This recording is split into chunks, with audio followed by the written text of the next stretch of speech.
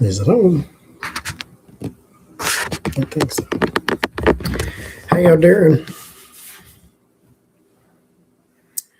How y'all doing? Is it always on? Okay. I ain't got nothing to say. Not today. Not today. Not today.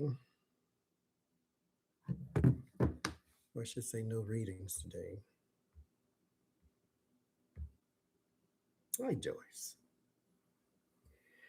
But you never know. Maybe something will break in the next 10 minutes.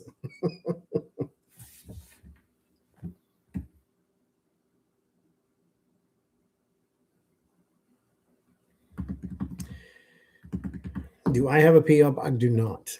I don't live near anything like I did way back when. He's dead now. He's not. I lived by a UPS store when I had one, and I don't live by. I actually do live by a UPS store, but it's got literally a 1-star review. So, so I don't really want to go in there. So, no, I do not have a PO box.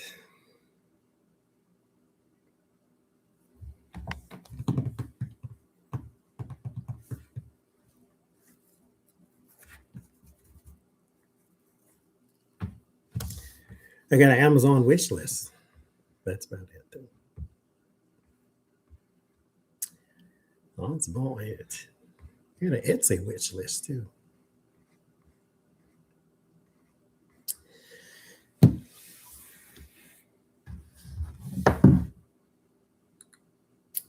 Turn that off. Turn that off.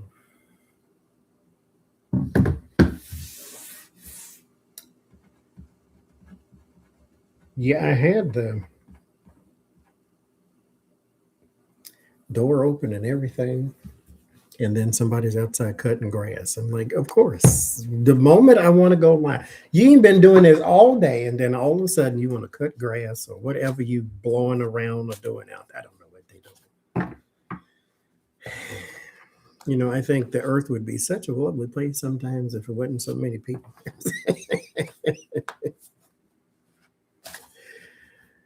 Lord have mercy. Where and you know what? That's let's start there. Okay. I don't have any readings today because I'm trying to make a list for Sunday. But where is the church at? Y'all ain't got nothing to say about. I mean, I understand that you're not Christian. I mean, you're not Catholic, but optics. You ain't got nothing to say about this at all.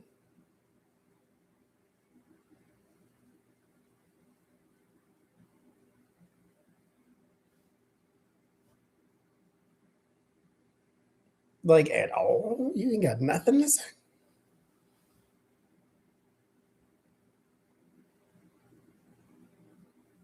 At all?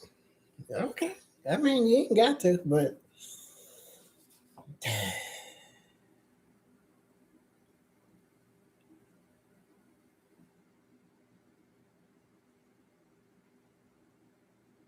I mean, well, thank you. Is it Mariana's or Marianne?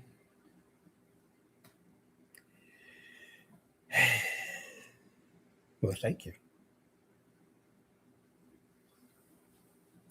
And welcome. And that's just nothing, Lorraine. Just sitting talking.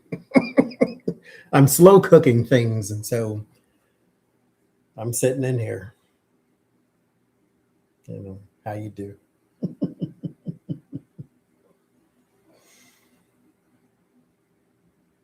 I think well, my brother did all of it. He likes decorations and things. I don't. There's supposed to be a painting right there, but I ain't hung it up. Mind you, we've been here 2 years, so it probably ain't gonna work, is it? I have a painting by Ganga, Ganga Tarot. It's not in here though, but it's in the other room.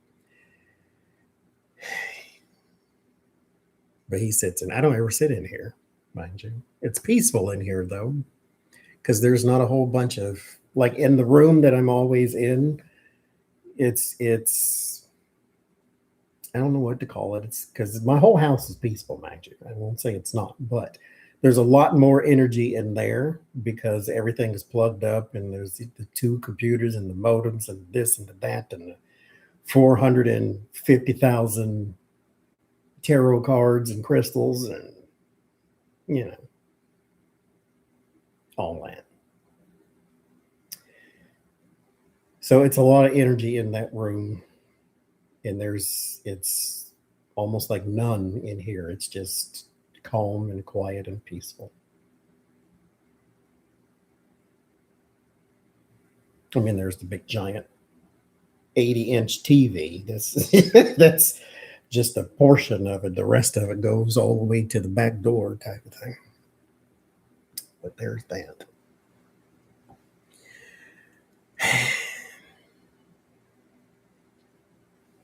I just want to know, like, where are the church people?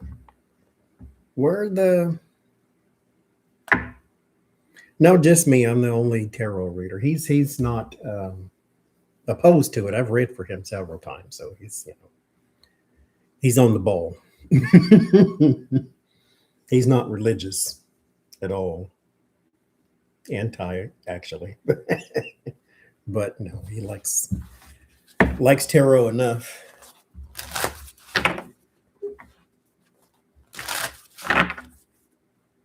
Because mind you, hi Kelly, mind you,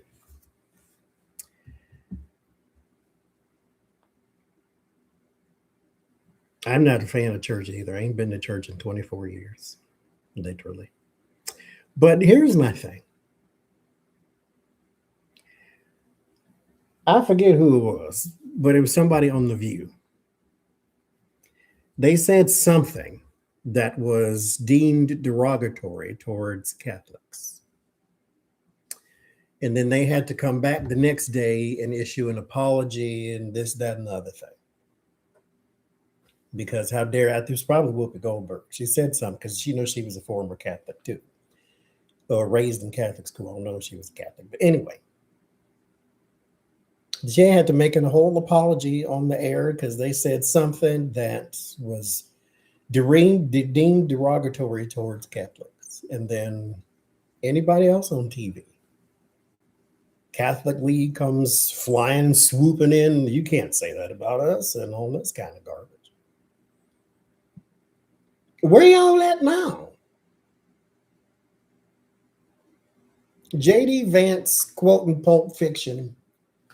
Donald Trump starting a whole fight with the Pope. Both of them threatening him, telling him he doesn't know anything about theology. Or who? Not J.D. Hegseth quoting Pulp Fiction. J.D. Vance told him, be careful because you don't know anything about theology, basically. The Pope doesn't know anything about theology. Where is the Catholic League? Where is the Catholic anything? They don't want none of that smoke, I guess.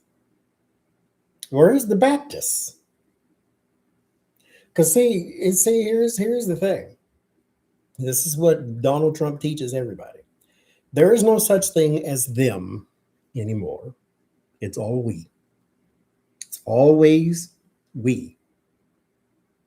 Always has been. When you saw black people getting shot and gunned down in the street, now look who it is. It is always we. It is never them. They taking anybody that looks brown and trying to send them to a country they don't even belong in. It's not a them. It is always a we. If they could find a way to send us back to Africa, they would. Meanwhile, they wouldn't go back to where they came from. But it is always a we, because every year it's somebody different. They just change it. And so right now is Catholics and the Pope, because he dare call for peace.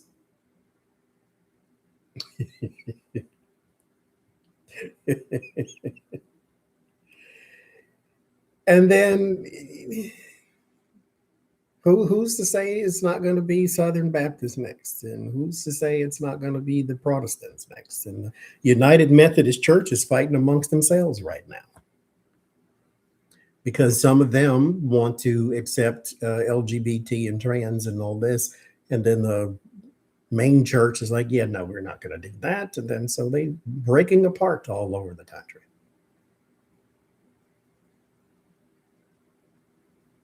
Okay. Humans. Hi, Jamaica. But it's, what are you going to do? What are you going to do? I don't know. I don't know. I have no idea. I have no idea.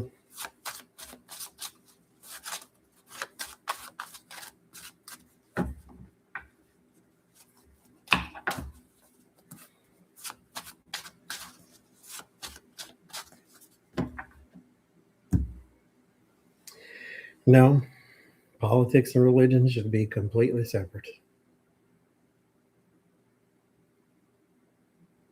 Mind you, it's separate in the Bible,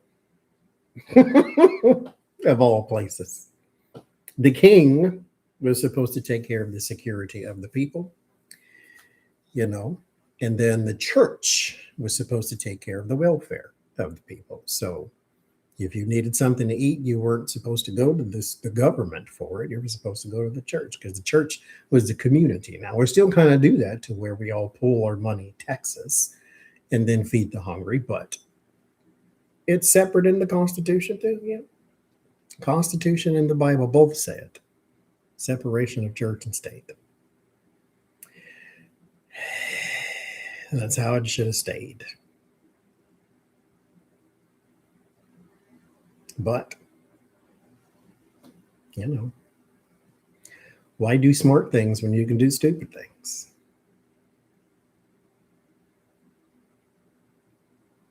I think Trump's work is almost done too. I hope Trump's work is almost done, because, oh Lord, I want off that ride for sure.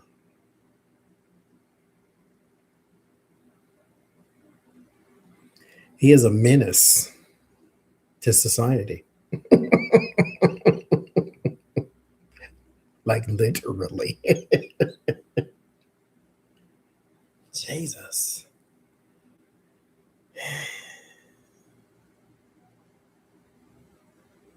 I mean, I don't know if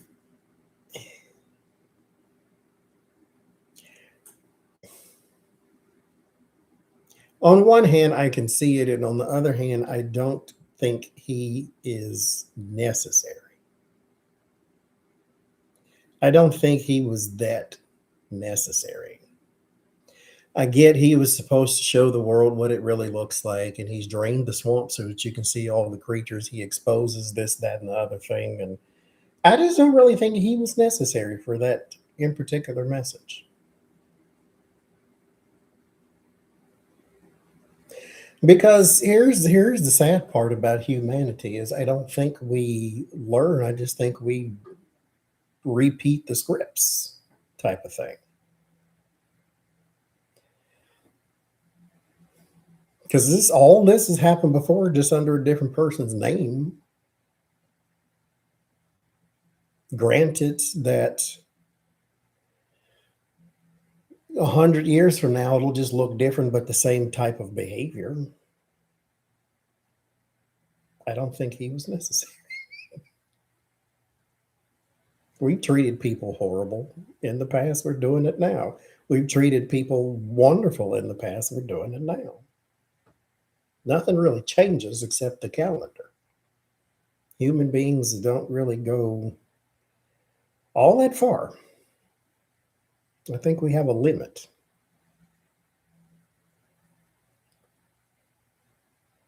This is part of the human existence. We're not humans with spirits, we're spirits with flesh. And so I think we just kind of repeat the scripts, if you will. We just have a different world because now we have elevators and cell phones, but this has happened before. It'll happen again. And people will literally celebrate his downfall like they have in the past. He'll be ancient history one day, as we all will, but he'll be ancient history one day, and people will look back upon him and see that he was a cult leader, not a president. Because he doesn't behave like a president. He behaves like a cult leader. Do what I say, because I say, how I say. He's a cult leader. The unfortunate part is we all have to live here with him right now. And he wants to learn Spanish so he can go be president of Venezuela. And I want you to.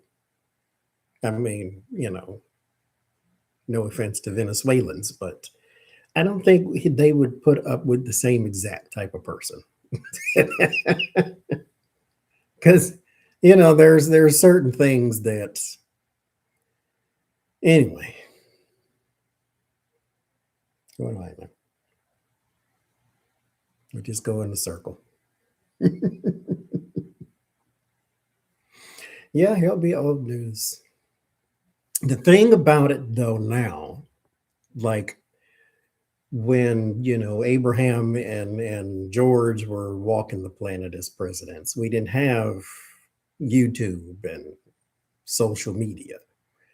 So you can't be immortalized the exact same way. But Donald Trump and his cognitive decline will be immortalized forever, just like all the stuff he's ever said in any interview. You can just pull it up and boom, there it is. And then you'll one day, somebody writing a book somewhere will look back and say, they elected him as president? And then someone else will say, no, they did not.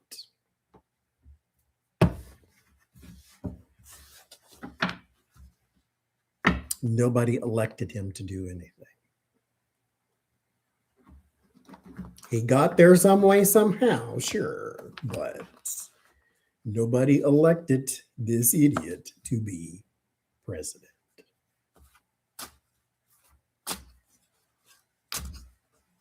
Well, I shouldn't say that. Some people elected him, voted for him, but we did not, by the majority, say that this is our president. Hell, you can see that just from the protests. You got more people protesting you than actually voted for you. So, yeah. You won, sure. And I'm 5'7" with blonde hair and blue eyes. Explain.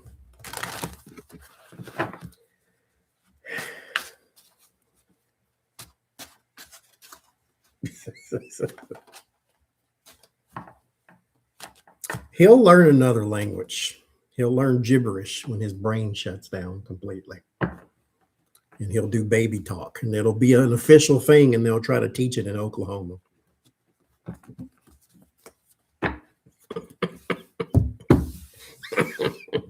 Learn baby talk.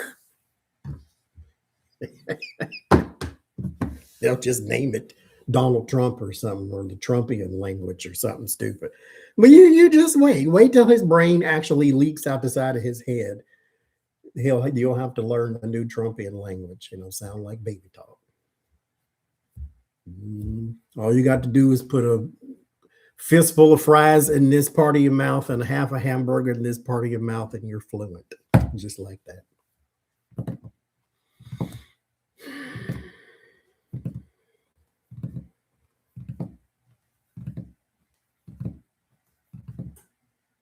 Okay.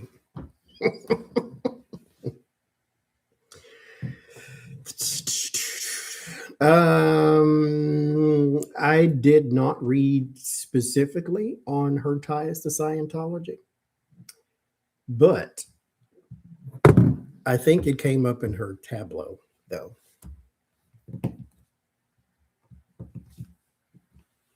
But she did have it's documented apparently on the internets that she was a Scientologist. I don't know if she still is, but she was. Talk about cult members.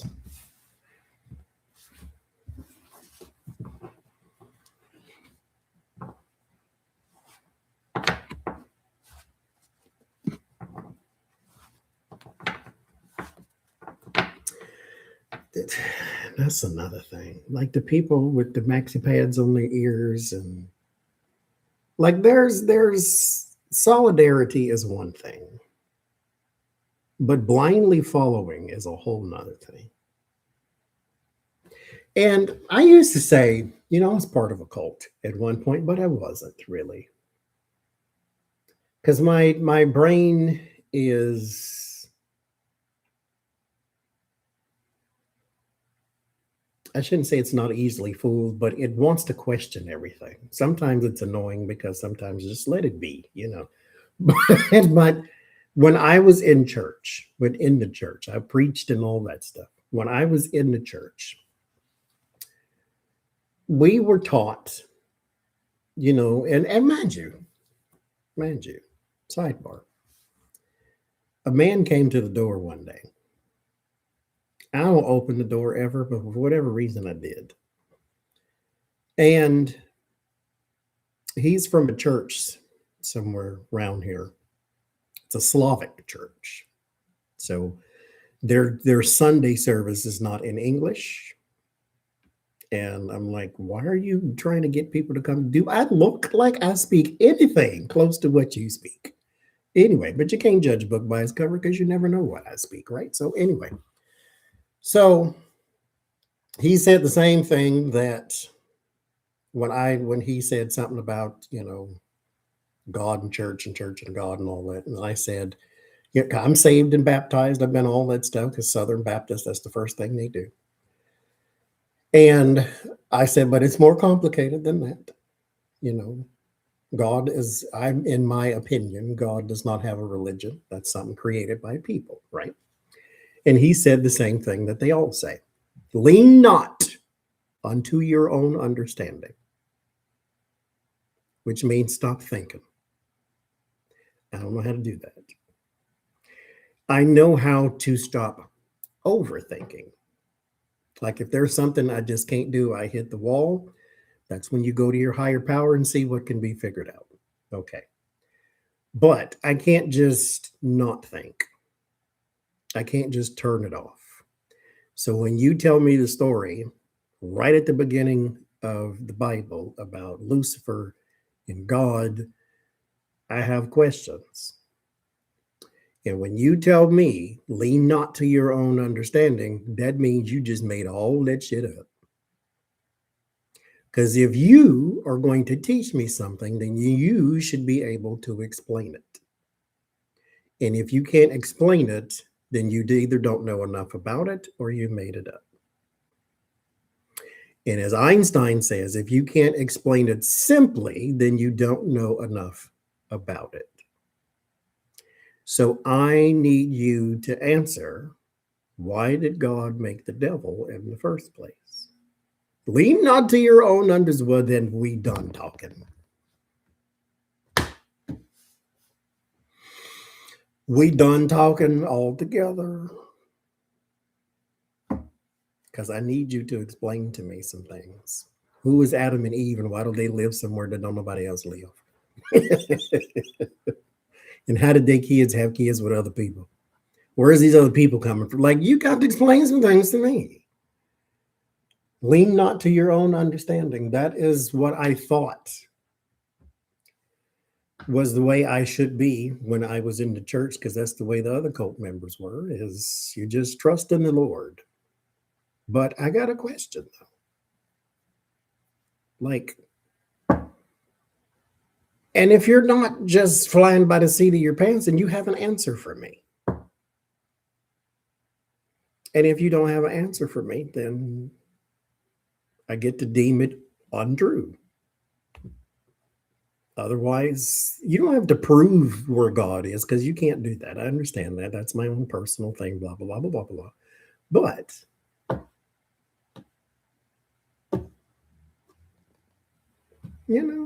I used to think I was part of the cult, because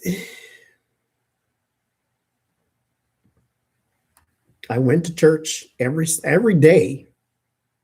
Actually, not every Sunday, every day, except for Monday because it was closed. Every day. Every single day. Every single day. I would go there on Sunday. I would be there at the crack of dawn and then leave at the crack of night. And then Wednesday, same thing. And if I wasn't there at the crack of dawn on Sunday, because mind you, my manager at the store I worked at, we went to the same church. And so if I was not at church on Sunday, then they called her and was like, why did you schedule him for Sunday? Because I was at work. If I wasn't at work, I'd have been at church. And if I was ever at work instead of church, they called her and gave her the whatevers for me not being in church. Mind you, we had a store to run and we only had 4 employees. So if one of them couldn't make it, so that's why I wasn't there. But they called her every single time. Brother Johnny is not here. Can you explain to me why? No, I don't know if I ask hard questions. I just ask, a bunch of, that's the thing. I ask you a bunch of questions. And then eventually you either get tired of me asking or,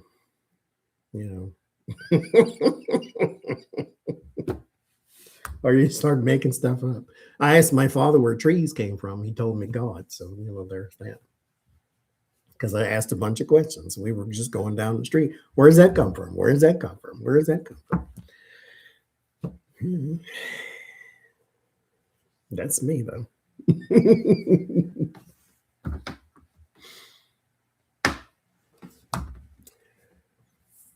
But that's how I am.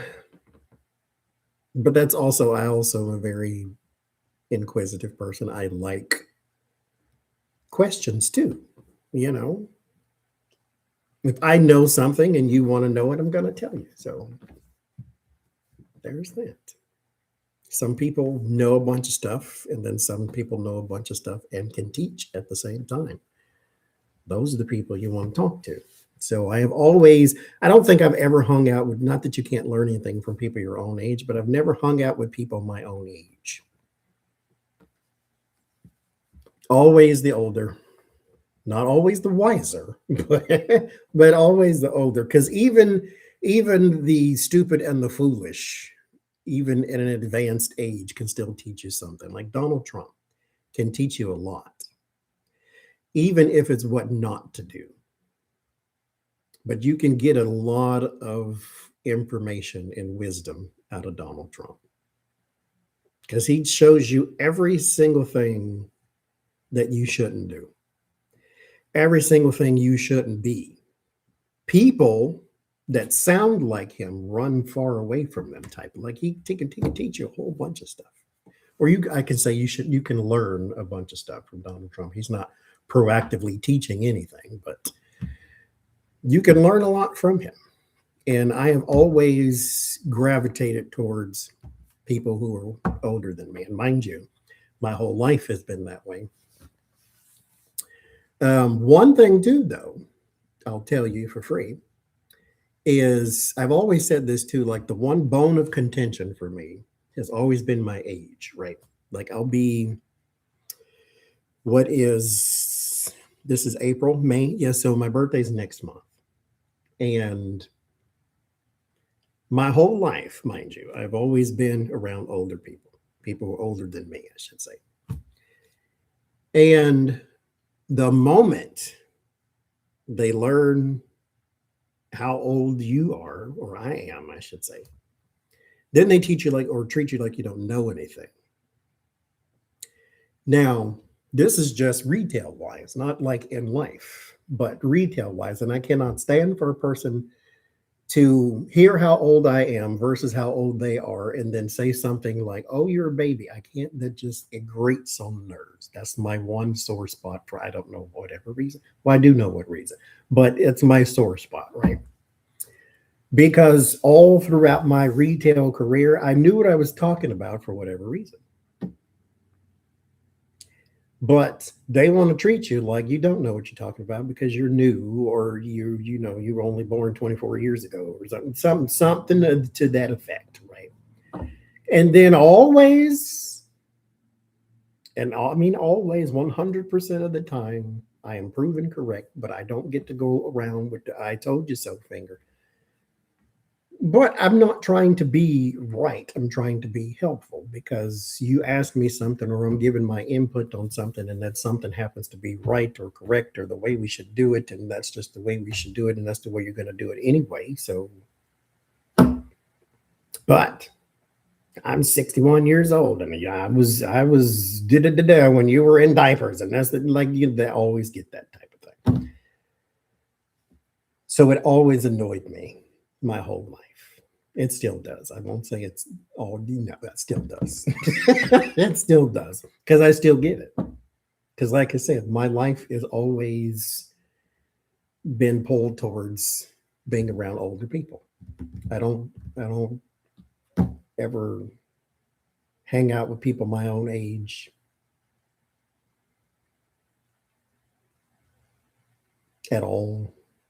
I mean, just look at YouTube. Look at all the people. The closest person to my age on YouTube is Becca. Everybody else is older than me. Everybody. Lori's older than me. Jen's older than me. Lena's older than me. Like, everybody's older. I think Becca and Hogarth may be the only two people somewhere hovering around my age, right? But that's me.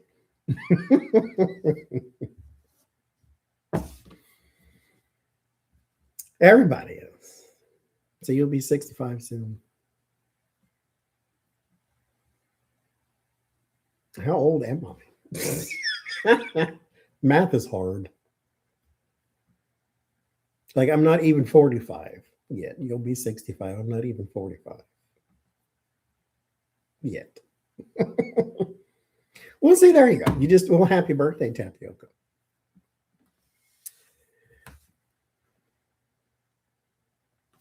Yeah, I am old. So I was born old, mind you. I've never liked kids. Like, even when I was younger, I didn't want to hang out with kids. I'm sitting at the table right now, right? This is where I would, because this is where all the grown people were. Now, grown people had like the greatest conversations. My whole family smoked and cursed, and so they're all sitting there with their cool menthols and their Virginia Slims, and they're just talking and cussing and cussing and talking. That was fun.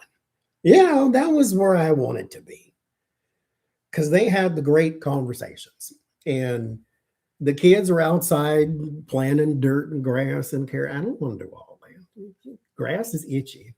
Like, no, thank you. I played outside. I can say I never did. I had a childhood, but that ain't what I wanted. I wanted to go and sit with the grown people. And mind you, in the South, I don't know if they do this everywhere, but in the South, That is not something children were allowed to do, was to sit in the proximity of the grown people. Because one thing they would always say to the little kids is, get out my mouth, is what they would say, which means quit listening to me, because you standing there basically staring at me and staring at everything I say. And they wanted to say some inappropriate things, but here's the little children looking all in the face. So they would always say, get out my mouth, which means go play outside with the other kids. They never said that to me. And maybe that was the thing that was hanging over my life, it's like, let him sit here. He needs to learn from you, I guess. So I was always somewhere close to the grown people because I didn't want to go play with the baby children. And so I didn't ever get to get out my mouth. I got to sit there and listen to all them talking and saying rude things and crude things, and the Millie Jackson records. If you don't know who that is, Google it. Like, I got to sit there for that. So that's why I am who I am, I guess.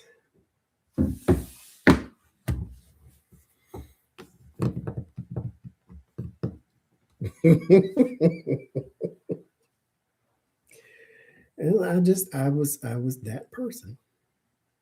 I don't know what I learned from them, but yeah, Millie is an educator. I love me some Millie Jackson. But but I don't know what I learned, but I liked it. I liked being there. They would try to, she would try. My aunt was the main one who would try to play some of the less Millie Jackson songs. Like, I'm ready now, something like that. That's a song. That's middle of the road type of thing. But they wouldn't do the FU Symphony or anything or anything like that. But I found those records on my own, thanks to YouTube. But Millie Jackson, and she's still around, man. Millie Jackson was it. She was, I don't know, I can't really say she was before her time because people loved Millie Jackson back then too. But she would fit right in today's society. But they'd have the Millie Jackson going on, and then I'd go home, and my father, he was more of a Lou Rawls and all that kind of fan. But I'd get the Millie Jackson with my mother and her sisters sitting around with their cigarettes and cursing and carrying on. Yeah, I didn't want to go play in the heat and the bugs. It's just that wasn't my thing. The cleanup music, I like the cleanup music. Little Cheryl Lynn and Betty Wright. Mm-hmm. No pain, no gain. Brick House, Bad Mama Jamma, get a little James Brown too. I used to, mind you, try to. This is. I don't know if anybody else did this, but I did this. You put on the music with the intent to clean the house, and then you clean like the kitchen, and then you get lost in the music and you start singing and carrying on, and then next thing you know, the scrub brushes your microphone and you sit there for 40 minutes and ain't cleaned nothing else. I used to do that. But that was me. Good cleanup music.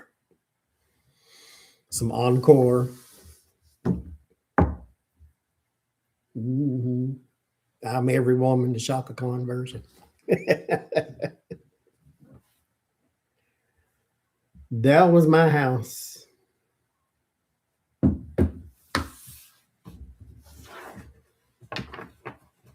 Soul Train, you just watch that thing.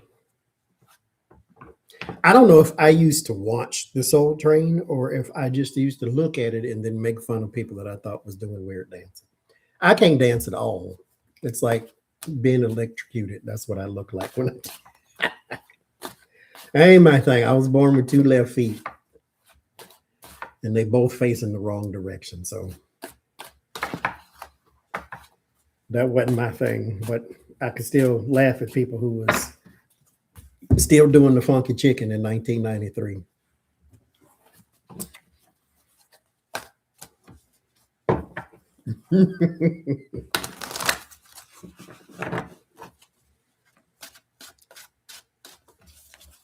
Mm-hmm. I usually put the music on when I'm trying to cook, actually, because it does help. Anything I cook has got to be done in 1 hour. I don't care what it is. If it take longer than that, I don't want to do it. And I mean the whole thing, the prep, the cutting, the this, the that, everything 1 hour. Otherwise, I ain't doing it. Now this I got cooking now. I just boiled rice and cannellini beans and got meat in the slow cooker, but the slow cooker's doing the cooking. I ain't doing nothing but sitting here waiting on it. So there's that. But I put the music on, which is why I don't do the cooking streams anymore, because I got music playing at the same time. That's kind of my zone now. And that's what I do. I got 50 minutes left. Actually, it's done now, but I want it more tender than it is. So I'm waiting. Mm-hmm. Take those old records off the shelf. Sit and listen to them by myself. You just sit there, and next thing you know, you ain't got nothing done, but you sang a good 14 and a half songs, though. You put on the whole concert in your living room. Vacuum still got the cord on it. That's the way it's supposed to be. Have fun. Life is going to give you enough heartache. You got to have fun when you can.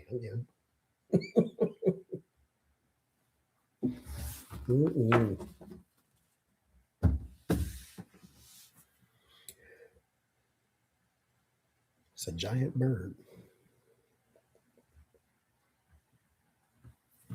These apartments we live in sent out a notice to don't feed the wildlife, because I think people are feeding the squirrels and stuff around here. Now, there's some white squirrels up towards the front.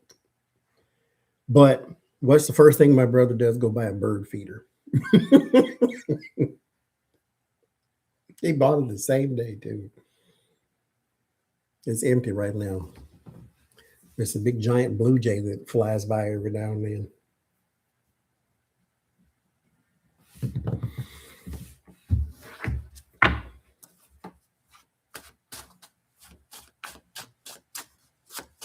They still have a music store, can you believe it, in the mall around here, the FYE or something like that.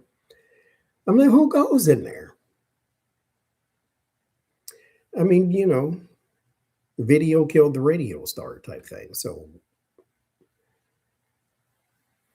who has CDs? Do they sell CDs? The squirrel do try. Yes, they come up here every now and then. And I don't, because mind you, the bird feeder is up high, so he don't ever fool with it. But the birds knock the seeds down towards the ground, right? So he'll go get those. And I'm like, okay, fine.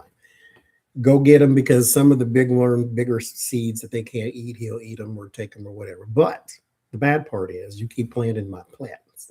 And so all my plants, the dirt get dug up and knocked over. So you can't do that, sir. You have CDs? I don't have any. I mean, we got tons of CDs, mind you, but we don't have no CD player. I think my brother keeps them for nostalgic purposes because they're from 1413. But we don't. I mean, everything is on these stupid things. I used to walk to work at that same store where the Sunday school lady was my boss. I used to get the thing, had the earphones, and I had a big CD player, and I had carried my CDs in one of the little zip things. I carried it. I had all that walking down the street, going to work, and I'd switch out the CD, want to hear something else. Man, that was fun. I like that. And next thing you know, you at work that fast, and I lived 4 miles away from work, and You didn't even notice. You put your music on, put your head down. Next thing you know, you're there. Because a song is good 3-4 minutes, and so that's 3-4 minutes that you weren't paying any attention, and you just going down the street, right? Now, mm, I got YouTube um, Premium, which comes with YouTube Music. The good thing about it is you can find any song in the world now. Songs that you could never find a CD for or a record for, nothing like that. Boom. You just type it in, there it is. So, okay, great. But I kind of like the old thing, but this is convenient. I like convenience too. There's one song that I want that I can't find. Well, I found it, but it's a man who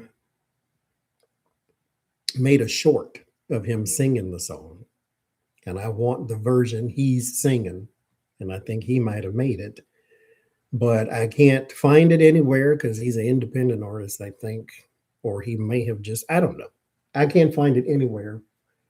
And I typed in his comments, like, where's the whole song? Can't find that either. So that's just the one. But the internet shall provide. It'll pop up one day. It always does.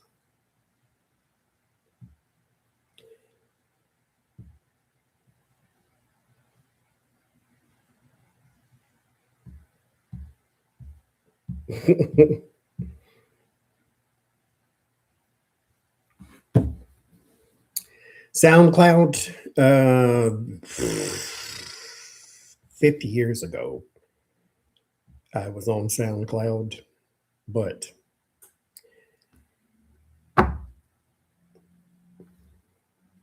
at the time of SoundCloud, there was LimeWire, which was the illegal downloading of songs, and something else to where I never went to SoundCloud because I was going to them things.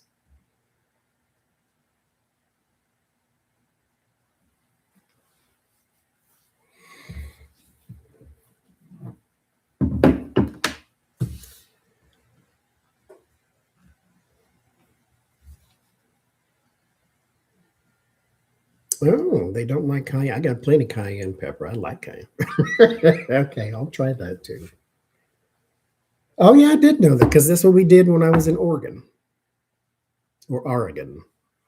Is we put cayenne in the plants. I need to start putting the coffee grounds. And I'm not a gardener though, so I don't know why I'm saying any of that. I don't care nothing about none of them plants outside. There's a bunch over there. My brother's an earth sign. Well, he's an air sign, but he comes up as an earth sign. So he likes plants and exotic animals. He doesn't like cats and dogs, but birds and fish, yes.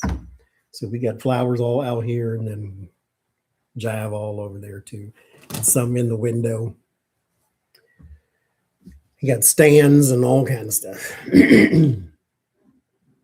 See, VHS and DVDs saved me back in the day when I didn't have cable. I just watched the same movies over and over and over again. Don't ask me the last time I seen a movie.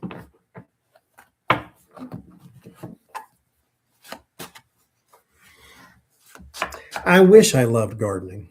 It looks peaceful to be playing in the earth and all the pretty things that grow out of it. To be able to grow tomatoes and strawberries and all that type. I can't do it. That's just not my life. If you give me a plant, then it will die. Period. Now, it could be the healthiest, hardest to kill plant in the world. I will kill it. I don't like touching dirt either. That's why I wish I was that person. I just, sometimes I really do. I want to go and plant and all that, but I don't want to get dirty. I don't want to get my hands dirty. I wash my hands 50 times a day, mind you. Like I can eat off my hands, right? I just went to Bath and Body Works a couple months ago, and they have a sale right now too. And their hand soap was on sale, and I bought like 50,000 of them. And every time I walk past the sink, I got to wash my hands. I just like it, you know. I like scents and stuff, but I can't garden. That's not my talent. I like flowers. I like plants more so. You know, the greenery. I like the greenery of plants more so than flowers, but I like all that. But yeah, my brother is meticulous with that kind of stuff because he likes white. I wouldn't dare buy a white sofa. I just wouldn't because I get anything dirty. Talk about don't like dirt. I get anything dirty. And white is definitely one of them things. And he's got all the Scotch Guard spray and all that kind of stuff, but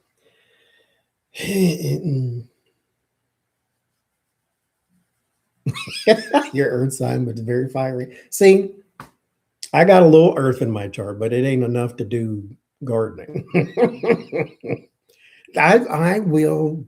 That's me too, fam. I will destroy it. I don't sit over there. I don't. I actually that's where I started. I had this over there. I'm at the table right now, but I was sitting over there, and then that fool started cutting grass outside, so I had to close the door and all that. But everything in my room is black. And even that gets there.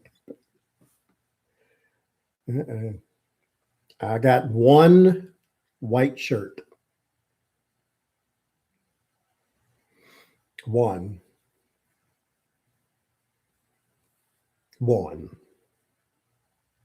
And I barely wear it.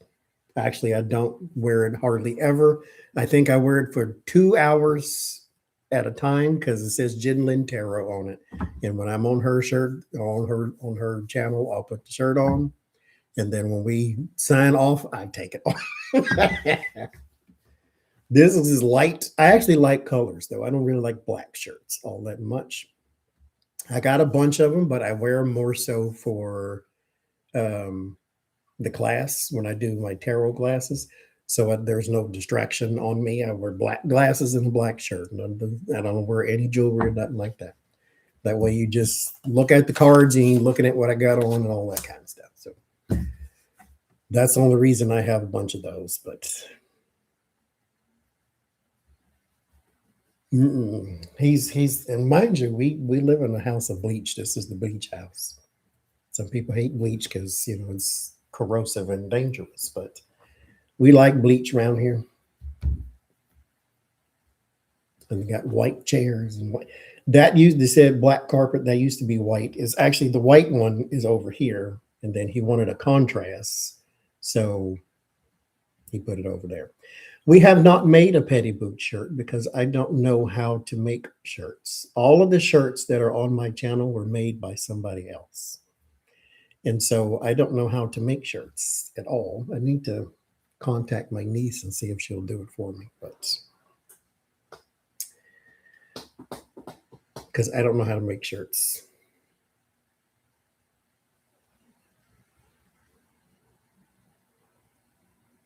Yeah, any color. I like colors, but I don't do white. I can't. I like white, but you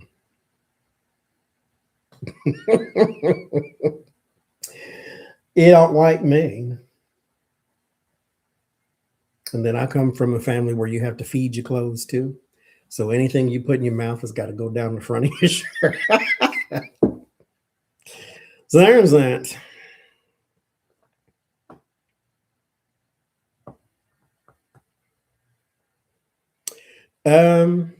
Lisa, if you have a question, just put it in there. We'll do it right now. My favorite color is red, but my aura likes green. So green looks better on me apparently, but I like red. And actually, I when it comes to um, like stones or crystals or anything like that, I don't like red crystals like at all. I like green ones. I like yellow too. I like all color. I'm not a brown, gray, black type of person, but it has its places. Gray is depressing. I like pink too. I think pink brightens anybody up, no matter what your skin tone is. It makes you look brighter.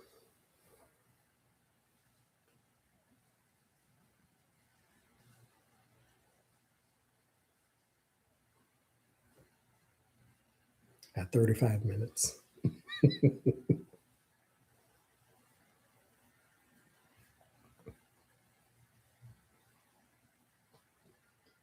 They're opposite. I like what do you call that thing? Malachite. That's the green stone I'm drawn to. I like the deep green, not like a pale green, but a deeper green. Pastels are a little too weak for me. I don't like light blue, light pink, and light that, but I'm not even a blue person, though. I like yellow, red, green, dark green, deep green, not forest green, but malachite green.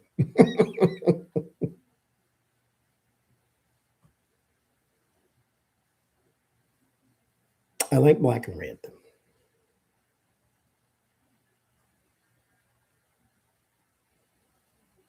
Yeah, that is what I'm drawn to. And Lori said that you would be the stone you're drawn to may not be your favorite color. It's the one that you need, though. So, like I was just saying, I don't really care for light blue, but angelite is light blue, and that's the one I like. I first got my tarot deck at in 2004 or 5, around in there. That's when I, mind you, I've wanted it my whole life though, because it's actually in my chart, so I guess that's why I wanted it my whole life. But 2005. Now, have I been doing it correctly since 2005? No, but that's when I got them and I learned them. But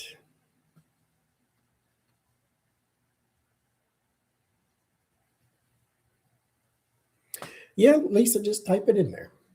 Whatever you want to know. You can do it now.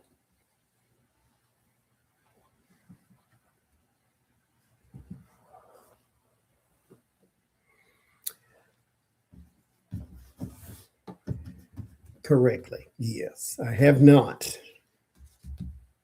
But I got the urge to teach other people. And one thing I always said too about the tarot is remain teachable. You can learn something new. I don't think that there is such a thing as mastering the tarot, but you know, maybe there is. It's just that I can't do it. I do like to read regular playing cards. I think it's fun, actually.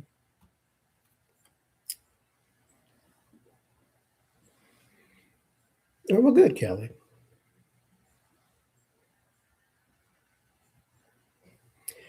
I like sort of dissecting tarot cards sometimes and trying to figure what this might have meant and what that might have meant. And Arthur Waite wrote a book for the Rider Waite, but man, is it hard to read. I have read comprehension troubles. I always have my whole life because I have ADD. And the moment I start reading, then my mind wanders off to something else because that's just the way it tortures me. And so I get to the end of the page and I'm like, I don't know what I just read. I have no idea.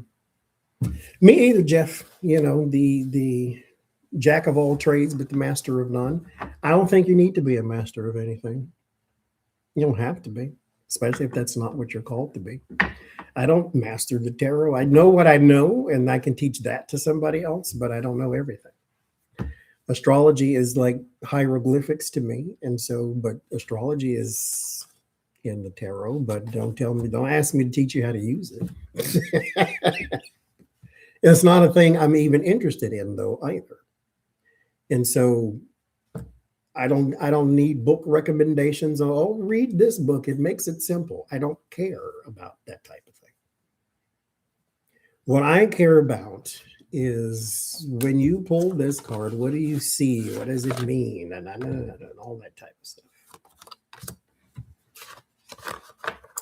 That is what actually, Circle of Intent, that is what I did when I first learned to read the tarot. Is I would go and get a page or chapter or whatever, like they broke down each individual cards, because I lived in Marina Bay, California, and I'd walk around the bay and just read the book, perfect weather in California, that type of thing. And there weren't very many people out at the crack of dawn. And so I walked around and I just read the book. And there you go. That was perfect. But that was also something I was interested in. And what I thought back in the day is that I didn't like reading. In fact, I would always say I hate reading because my brain just could not focus on that type of stuff. But what I figured out way later in life is you don't hate reading, you hate reading that, whatever that was. Shakespeare, The Great Gatsby, The Tale of Two Cities, or what I just, all that stuff that they wanted to make you read. I wasn't interested in that. And so that's why I figured I hate reading, because I should be able to read this, and I can't at all. I'm not interested in it at all. And so I just stopped reading anything. But I picked up a long time ago, before tarot cards, this is back in 2002, the Big Pill book. You remember the Big Pill book that had the list of all the medications in the world in there? I loved reading that because I like medicine, I like science, I like space, I like tarot cards, I like psychology, all that kind of stuff. And so I found out that, oh, you like reading this thing. So I started reading this thing. And then when I got tarot, I like reading tarot books. And so I started doing that, and read the things you like. Combination cards.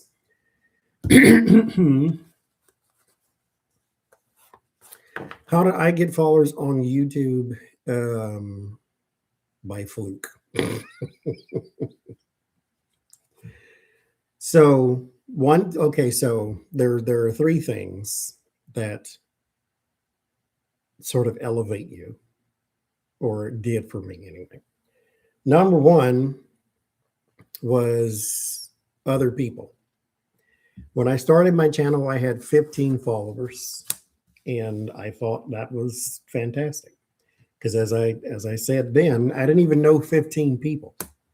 So having 15 followers was just dandy, I thought, But what I found out is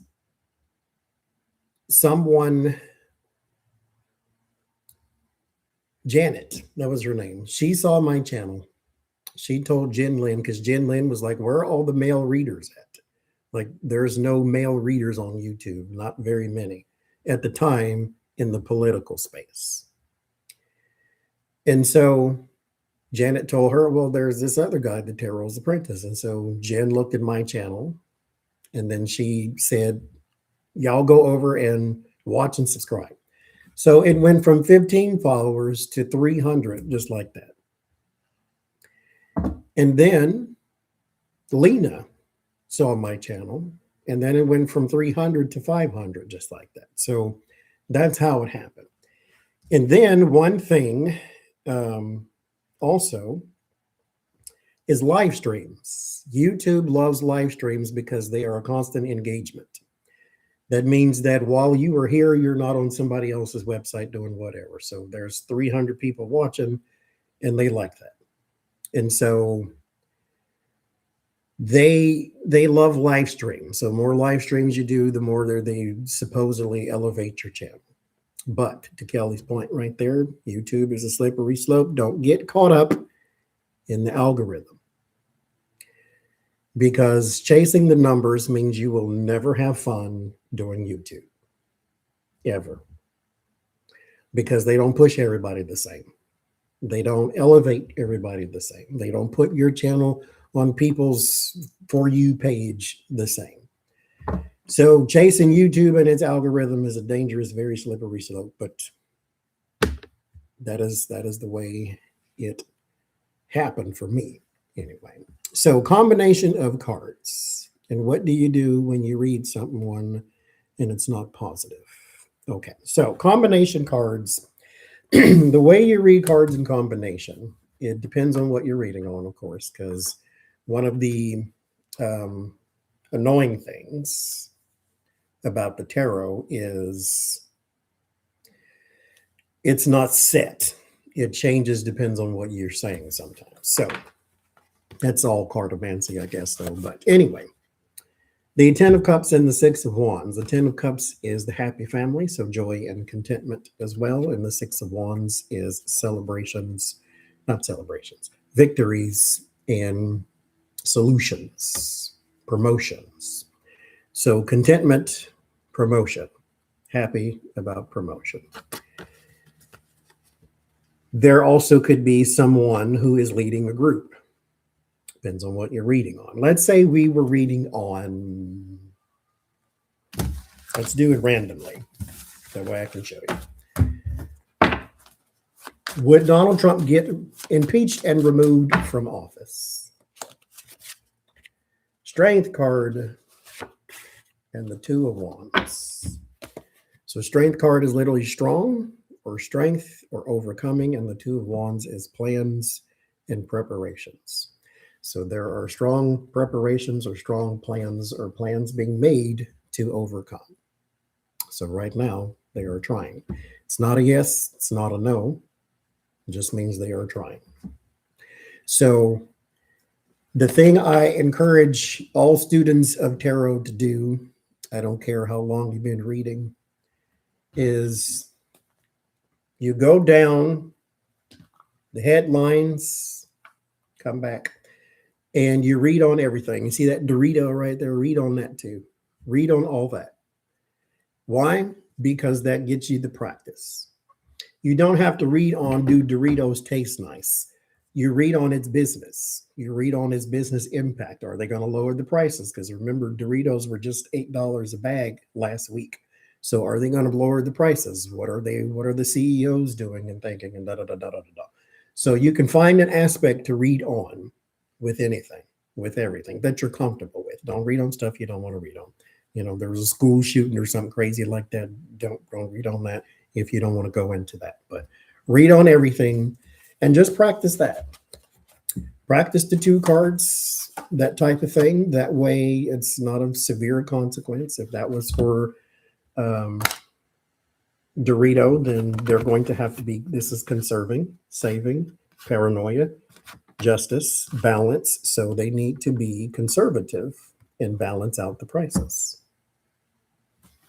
Because the justice card is not just balance, but it's balance between you and me, not between heaven and earth, between you and me, between the people. So you would have to balance that relationship and pull back on those prices. Now, how do you read for someone and it's not positive? That is the thing that you have to practice at too. As far as cleansing, you have to, before you read for anybody else, you have to protect your own energy first of all. So if you need to say a prayer, if you need to light something, if you need crystals around you, or whatever it is that you need to do to sort of not just protect your energy, but to ward off anybody else's, to sort of become clinical, as Jen Lin calls it. They don't need you to feel bad for them. They don't need your tears. They need the information. You give them the information, and you should be able to walk away. And because all you're really trying to be is the vessel for that message, you're not trying to be their therapist. And so you don't need to take it upon yourself to feel any kind of way for them. It sounds bad a little bit, because it becomes, you don't want to feel like you're not human, but at the same time, you don't need to be in their shoes. You need to deliver the message. You are the vessel. Otherwise, they could have just heard it themselves. And so when you are dealing with someone and you're giving information that's not the most positive in the world, you don't have to shatter their whole life. You can deliver the information in a softer way. Someone asked me if their dog had long to live, and I had to tell them no. And not only no, but you go in and you say that the dog is happy. They because they were in the reading, it said that you were the person they needed. And so that was something that's kind of a little bright spot in the dark cloud type thing. Everything's not going to be positive, but as the adage says, if you don't want to know the answer, don't ask the question, right? So it's not going to be positive all the time, but you don't have to just say life sucks, have a nice day. You can shield without changing the answer. You don't have to lie, but you don't have to be so blunt. But as far as your own energy goes, that's you have to cut the cord. Your life and their life are not the same. You don't need to take any of their energy with you. They have to make the decisions for their life based upon whatever it is that you just told them, and you should be able to walk away. If you can't, if you just figured or just found out that you just absolutely cannot deliver bad news, then limit the type of readings that you do. So if a person comes to you and says, hey, I'm going through a tough time in my relationship, do you think it's over? And that's not the kind of answer you think you want to give, don't do relationship readings. Or at least not ones that go in that direction. You can focus it in on something a little different. Career. If you want to do health readings, that's another one. You don't have to.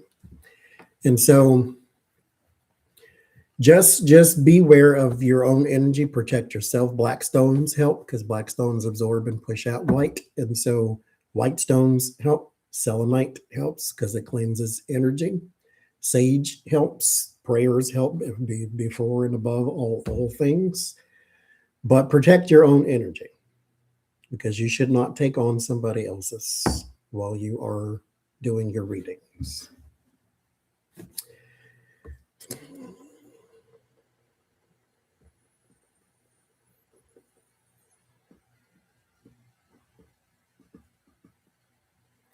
Yes, Kelly is a good reader.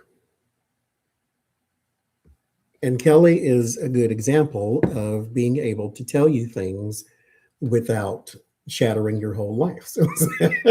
So keep that in mind. Some people got it. Some people don't. And some people don't want it. I will say, I shouldn't say some people don't, but some people don't want to be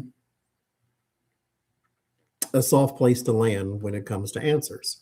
Some people want to tell you just smack right in the face, here's what's happening, deal with it. Because that's who they are. And mind you, that's the kind of advice they may want.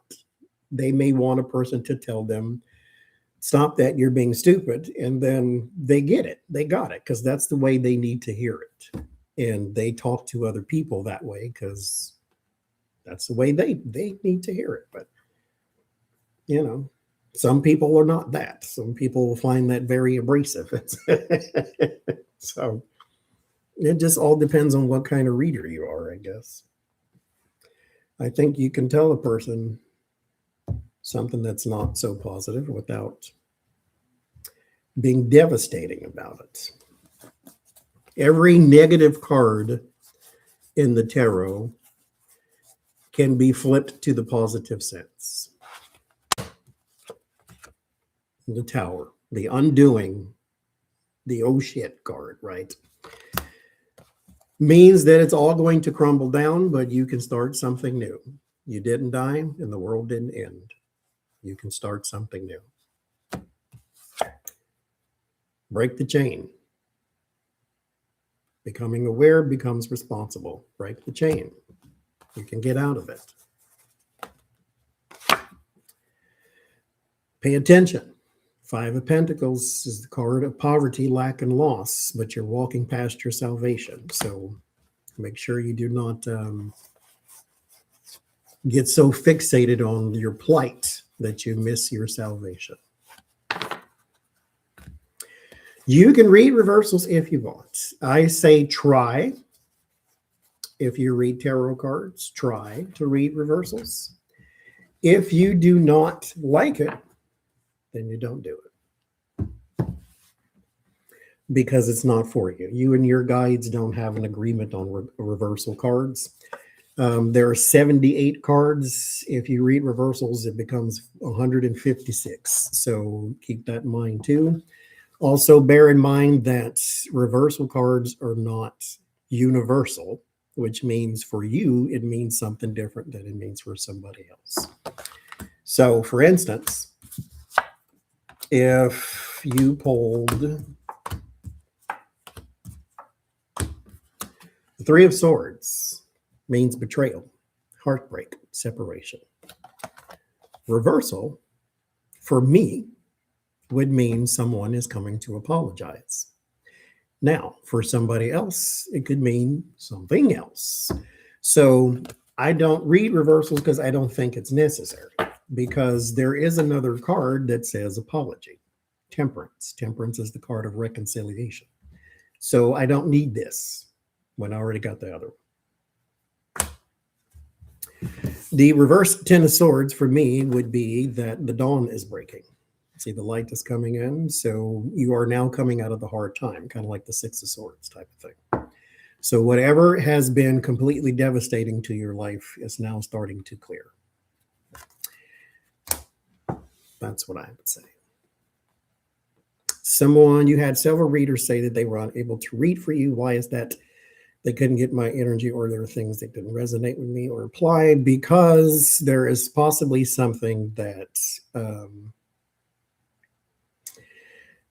there are several people that I know that when people tried to read for them, they got nothing. No energy connect, no nothing. There is something that, even if that person has no ill intent, but there is something that is trying to protect your energy from being probed by these people or that thing. You can find a reader that can read for you. You just haven't found it yet. And so the person may be sent to you one day if you just need a reading. Or maybe this is something where you need to develop a skill to read for yourself, and not like cards, but to get an answer, maybe for yourself through meditation or prayer or something of that nature. But if there are certain people that can read for me, if you've taken my classes, then you probably, like level 2 classes, then you've probably read for me before. But when I was doing those group me's back in the day, and that was one of the moments where that's where I didn't lie necessarily, but I didn't tell the complete truth either. Those people read for me, and I did several groups. Those people read for me, and it's like they were reading for somebody else. Everything they said was way off to the left somewhere. And all I could say was, oh, I guess we'll see.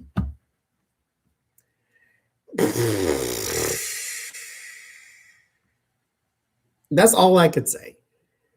Because I didn't want to say, what are you talking about? because none of it made any sense. Remember the woman told me I was having threesomes? I'm like, not in this house, ma'am. What the hell are you talking? Because she pulled the three of cups and she said that's her threesomes card. And I'm like, I need that card to be something else to you right now, because that's not what that means in this house at all.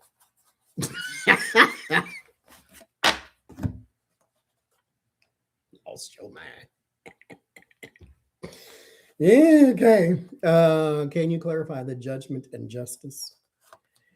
What do you want to know specifically? The justice is legal things, balance, and judgment is judgment and repeating cycles.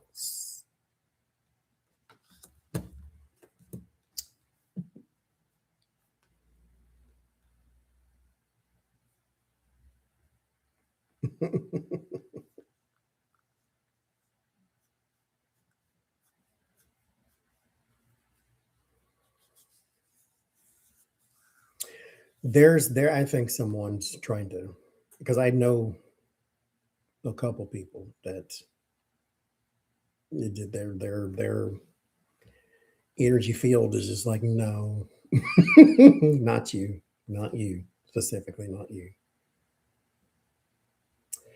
When you read for someone in person, do you let them shuffle your cards if you want? Yes, but me personally, it depends. I have before. I don't believe that your energy overrides mine. So some people don't want you to touch their cards because they don't want your energy in it. But I don't subscribe to that. But some people, yes. I don't want you touching my cards because I don't want your energy in it, because it has mine in it and I'm doing the reading. And so it depends. But I have personally let people do it.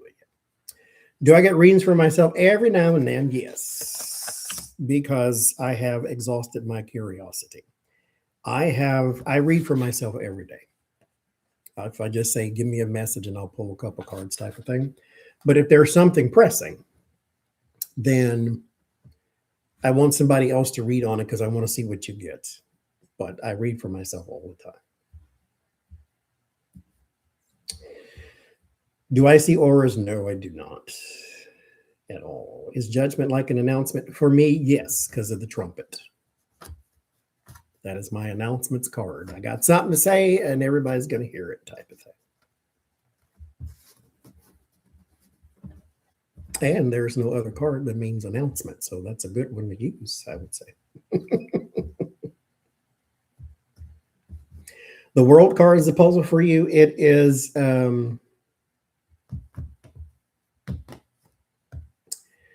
is big picture. It is completion, successful completion. I'll break it down in just a second. Wait a minute. Something just you get the judgment card. You're the secret that someone finds. Let's everybody know about your secrets. Yeah, that could let everybody know. If you got, like, I would have something else with it, like the high priestess. That way, whatever's revealed is coming out. Actually, no, I would say that's probably more the tower, because the tower is exposure instead of announcement, because the tower exposes by force or accident. And that's the person who would tell your secret, is the tower. My favorite card is the moon card. And then Arlene says, can you explain the moon card? The moon card is illusion, mainly. And so, because nothing about the moon card is based in reality, is based in the mind. It's plots and schemes and secrets, sometimes too, in this negative sense, but it's illusion. This is the story our brains tell us when it overthinks. Is, oh my God, what if that happens? And what if that happens? And what if that happens? And what if that happens? And what if that happens? And then in your mind, it's now real. And oh my God, this is going to happen. Oh, that's going to happen. And that's going to happen. And that's going to happen. That's what the moon says. The moon, no matter which way you spin it, whether it's plots and schemes and secrets or illusions or whatever, has the same exact solution: intuition, because in its positive sense, that's what this card means. Trust your intuition. It's not leading you astray. And so it is a card that's, no matter what it's talking about, trust the intuition. The moon is very confusing sometimes on purpose, but can they, I'm going to say no, that a person cannot have bad energy and make the reader sick. I'm going to say that the reader is more than likely too sensitive to probably be reading for other people. Because even if you have a negative energy as a person, and somehow or another you as the reader are connected to that other person, you didn't do the clinical part to where you are just a messenger. You're trying to be an empath at that moment and feel everything that they're feeling, and that's how you get negative energy. So I wouldn't blame it on the client. I'd still blame it on the reader at that point, because you have to take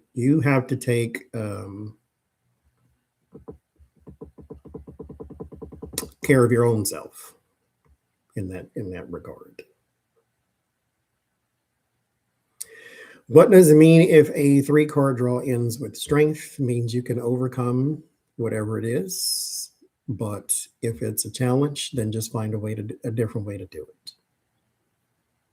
Because the strength card is the woman closing the mouth of the lion. She can't do that by force, so she has to be a little more cunning than just shut up, don't talk type thing. An orb is an energy.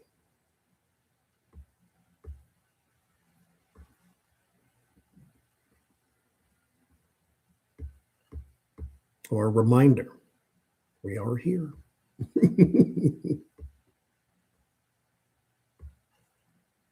Thank you, Dragonfly.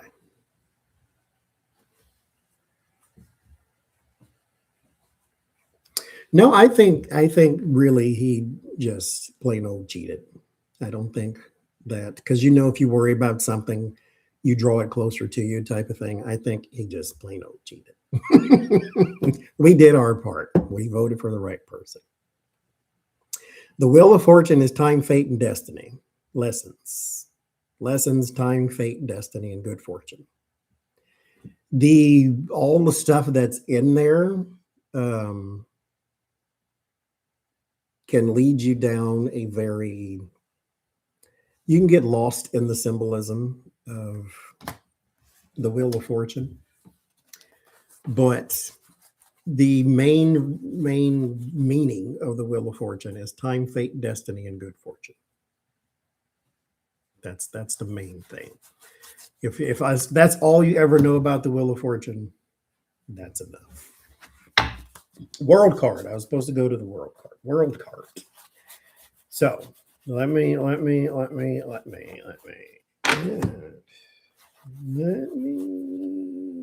do I need? What am I looking for? What am I looking for? That.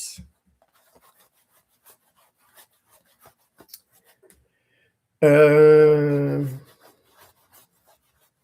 would bring the darkest cards I have. We'll figure it out. We'll figure it out. Okay. World card is completion, success. The wreath is achievement. That's your success. We have come to the end of the Fool's journey there. And great, wonderful, fantastic completion. But it is also a reminder of all of the things you have learned along the way. Because if you'll notice, the world card is now in the upright position from the hangman. She is now enlightened because he sacrificed here for enlightenment. And now you got it. She also has 2 wands instead of 1 from the magician, because now she has more Information, more talent, more skill, more power. She is a lot stronger than she used to be when she first started. Here in the Wheel of Fortune, there are the 4 fixed signs of astrology. They have books and wings because they are learning. Here, they have no wings and no books because they have learned those lessons. So there is achievement in the Wheel of Fortune of anything in all things. Achievement, completion, success. Is the 4 of Swords more death card than the death card? It's not. It can be used that way. I use the 10 of Swords because that's dead. that's ruin of all kinds and things. The 4 of Swords is actually kind of the opposite of death, but you can use it that way because it looks like a funeral, right? It looks like a person in the coffin and the whole thing. But the person is lying on the coffin. And this is what they used to do when they come back from war and that person was alive. So when the person was alive, they laid on the coffin. If you were dead, you laid in the coffin. And so that is how you sort of became, grateful, if you will. Yeah, I seen them. Bless their heart. You know how I do. All you got to do is say hi. Oh, it's ready. Okay, I can stop talking. But this one is more so. Oh, and thank you, by the way, Becca. But this one is more so death for me because, just look at it. You ain't getting up from that one, pal. Temperance and justice different in balance. So there are 3 cards of balance in the tarot. 1, the temperance. Well, in the major arcana, temperance, star, and the justice. Temperance is balance of your emotions, your mental well-being. The star is balance of your physical well-being and your energetic health. And then the justice is balance of your relationships here on earth.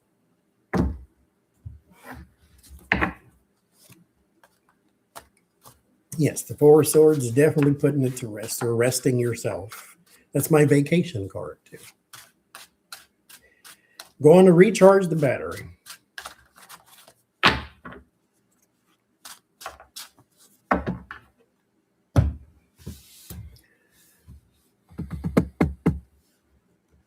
Bless their heart.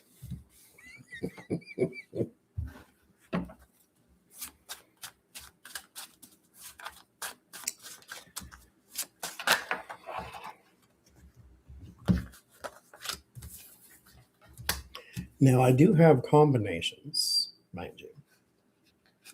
Like that'll tell me somebody is crossing over right there.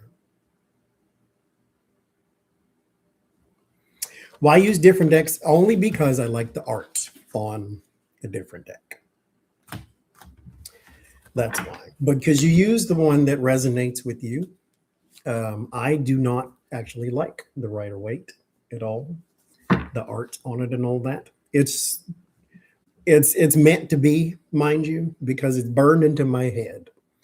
And any deck that I use, I can see this. And so I can explain what the 9 of Cups means in a different deck because this is the image I can see. The Rider-Waite is not the first tarot, it's just the most popular one. And so that is why it is widely used everywhere. But I don't care for the deck at all, actually. But I'm a Gemini and I like variety. So I have a billion decks because I like the variety. The Judgment card is, we did go through it. I can go through it again. I don't mind at all. I can find it. It is old-fashioned. I just don't really, I can't draw at all, so I can't talk about nobody's art, but it ain't for me. I like computer graphic art though, so that's me for a start. You know, I'm not really a art from 1909 type person. And this judgment. So in this card in the Bible, it says, "In the winter, the sea shall give up its dead." So that's what's happening here. So this is a card of rapture. This is a card of not just rapture, but rapture in the sense of being reborn. So there's whatever it is that you may be working on or going through or something like that, it could be regenerated. Now, that could be good or bad. There could be something to where you do not want it to come back and it's coming back. Like an illness or some sort could be returning. It could be something really great coming back. Maybe the state fair is coming back. Maybe your anniversary is coming back. This is a cycle, exactly. So it's a cycle. Something is coming back. Whatever it is, whatever you might be reading on, something is returning. Or it could be telling you that whatever it is that you're dealing with is going to go away and come back. So if you don't want it to come back, then whatever you need to do right now, take the steps to make sure it doesn't. Repeats. Do I have a favorite card? Not the Hermit. The Moon actually is my favorite card. And I don't know why. Actually, because I'm strange. The Moon and the Devil are my favorite cards. That's probably says something about me I don't want it to say, but you know, it is what it is. Can the Four of Swords somehow be read like the Hermit? Yes.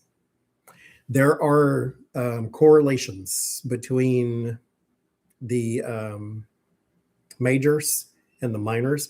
There's 78 cards. We don't need 78 cards, but the Hermit and the Four of Swords are basically kind of the same. You go inside, you figure out what you need to figure out, and then you bring it back out here and you keep moving. But yeah, just the same. The Sun and the Star are awesome cards. Seven of Cups, I like that card too. I like the Death card too. Least favorite card is the Ten of Swords because it's the hardest to spin. It just is. It's not pretty. It's not positive. It's just not. It is. It's just not. A singles card for the Nine of Cups? No, single for me would just be the actually single for me would be the Two of Pentacles. That's a whole story. That's a person trying to balance their real life and their relationship life and that whole type of thing. But yeah. The Seven and Nine of Cups, the Seven of Cups is confusion or many choices. Now, it does not have to be heavy. And so when you say the word confusion, it doesn't have to be like I'd have absolutely no idea what to do. It could simply mean that you have a choice to make and you don't know which one to do, or you don't know which way to go, something like that. But it can be very, very simple. It doesn't have to be that heavy. So it's confusion. That's pretty much all it means, or choices. But whether it's confusion or choices, the solution is the same. Make a list, write off or scratch off what works and what doesn't work. Nine of Cups is wishes. This is what I want. Not need. Has nothing to do with needs at all. This is what I want.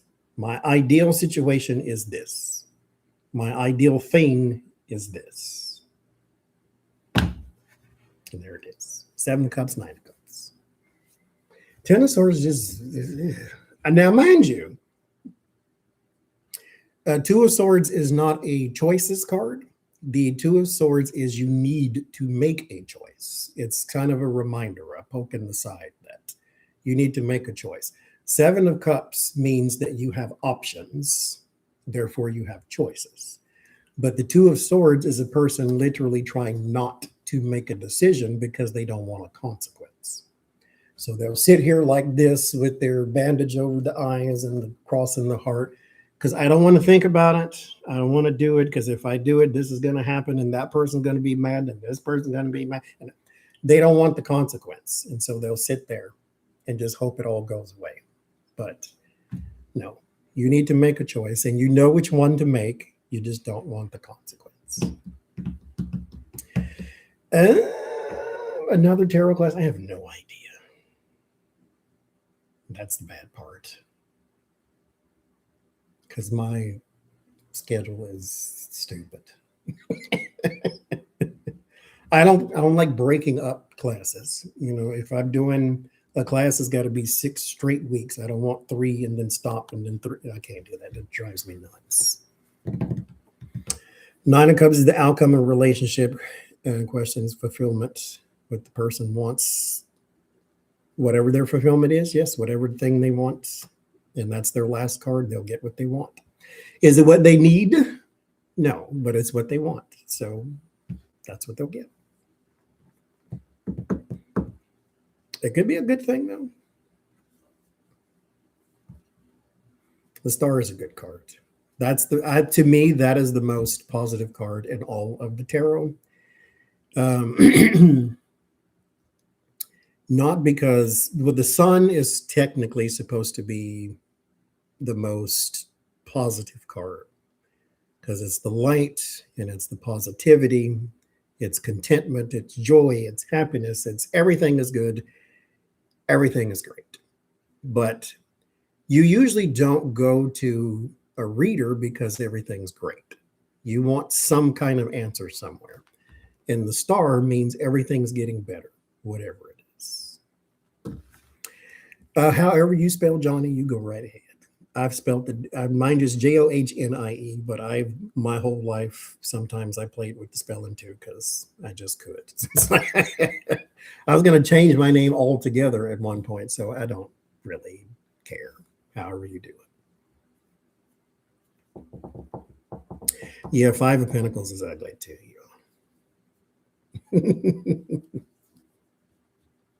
Oracle cards are great too.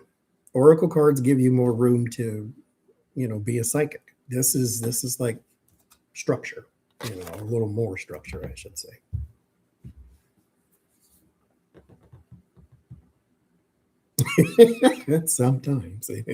Sometimes there are some readers who are quite expensive, but Mm-hmm.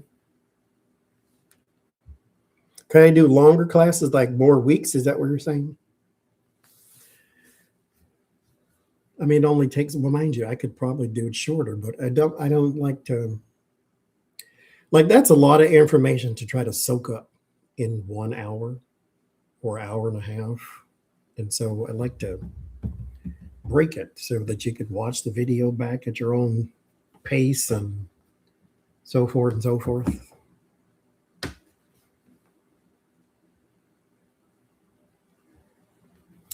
Is the last card really the last card? And then you have to ask the question differently, explain a clarification card. Clarification is, let's say you pulled this card, and let's say you're asking about, should I buy a car or something? And you get the Justice.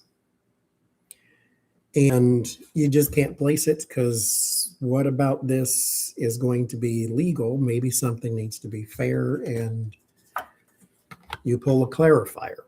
The clarifier is not added to your reading. It is added to this card. So don't read your clarifier in tandem with the rest of your cards. You read your clarifier on the cards you're clarifying. So if you want to know why this is here, then you pull this card or whatever card you pull. And so your conversations need to be fair. So your conversations and negotiations. That's why it's there. So if you just want to know what more information about this one card, you pull the clarifier. I do have level 2, if you will, and it's really just reading practice is all it is. I don't have like a more deep dive or deeper dive into cards. I have reading practice, basically. That's what the level 2 sort of amounts to. Yeah, Lenormand's great too.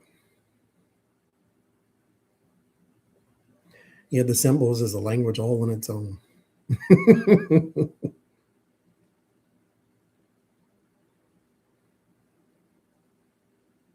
Well, thank you, Kat.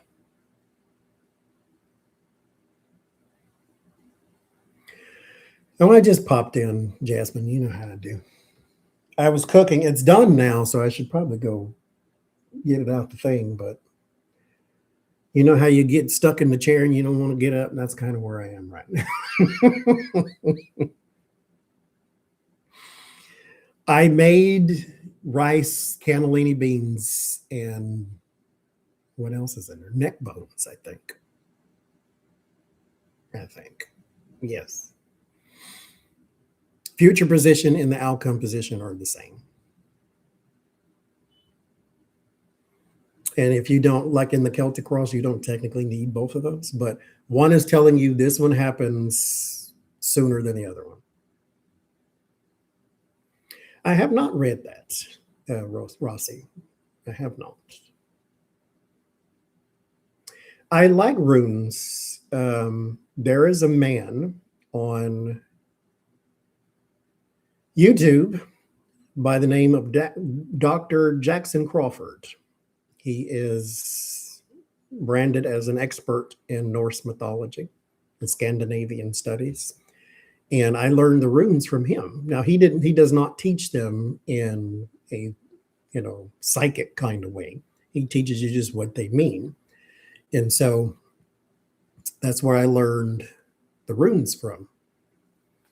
And then I just take that meaning and stretch it out into something else. Like, for instance, there's a rune called Gebo. Gebo is gift. That's what it means. Gift, G-I-F-T, gift. And so you can take that, stretch it out, and gift now means something back and forth. It can mean a transactional thing. It can mean putting a value to something. It could mean something from the heart given to someone else, something like that. So you can just stretch out that one word to mean multiple things, kind of like in an oracle kind of way. And so I like the runes personally. What did you cook? But he's very, very, very informative. But the rune videos are very old. So if you just type in runes and Jackson Crawford, it should come up.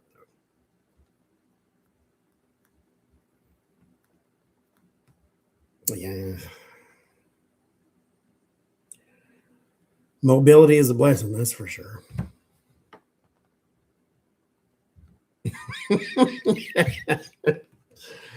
They're trying to stop us from having a Jetsons house, I think, Jules. Because what happens to Molly maids and all those people who put their business around cleaning other people's houses and things? That's an art form. That's a talent. Cooking is a talent, not cooking. Cleaning is a talent. Everybody can't do it. That's for sure. The deck I recommend for beginners is the Rider-Waite. And as I said, I don't like it, but I have 350 so tarot decks, and they're all based off of this one. So that's why I recommend this one. It'll get you started, and then you'll know why every deck in the world looks like that with the 8 of Wands, because they got it from here. Rider-Waite's a good place to start. However, let me say this too. Rider-Waite comes with a little book on the inside of the box.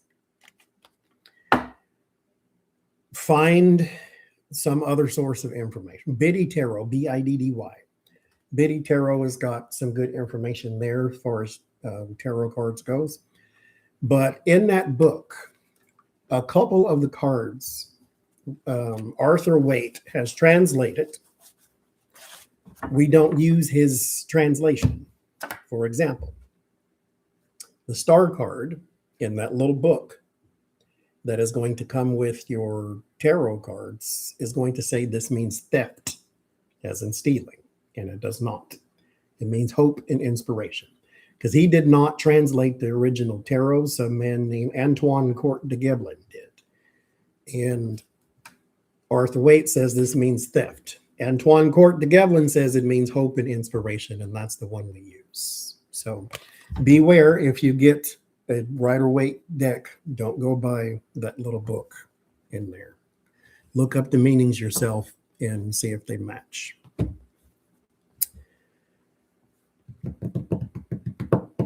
Mm-hmm.